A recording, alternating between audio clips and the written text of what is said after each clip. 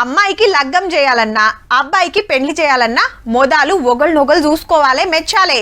అటెన్క పెద్దలు కూకొని సంబంధం మాట్లాడుకోవాలి. అన్ని ఓకే అనుకుంటే లగ్గం కొట్టు పెట్టుకోవాలి. పెళ్లి పత్రికలు కొట్టించి పలానా తారీఖు నాడు నా బిడ్డ లగ్గం, పలానా నాడు నా కొడుకు పెండ్లని చుట్టాలకు వంచాలి. అయితే ఒక్కొక్కరు ఒక్కో తీర్ల పత్రికలు కొట్టిస్తుంటారు. కానీ గిసొంటి పత్రికలు మీరెప్పుడు చూసి ఉంటారులా? ఎట్లున్నది శుభలేఖ?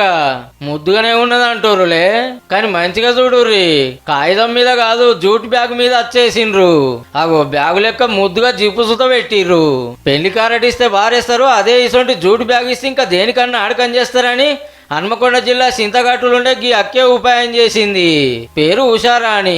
ఇద్దరాల మొగలు పెద్ద చదువులు చదివినా కొలువు చేస్తే మనమే బతుకుతాం, అదే ఏదన్నా దందా చాలు చేస్తే ఇంకో 10 మందికి బతుకు తెరువునిస్తామని 8 ఏళ్ల కింద జూట్ బ్యాగులు తయారు చేసుడు చాలు చేసిండ్రు ప్లాస్టిక్ మీద ఫైటింగ్ చేస్తానికి. సుమారు 8 సంవత్సరాల నుంచి తను మొదటగా 5గురితో ప్రారంభించి ఇప్పుడు 10-12 మందికి ఉపాధి కలిగిస్తూ ఉంది.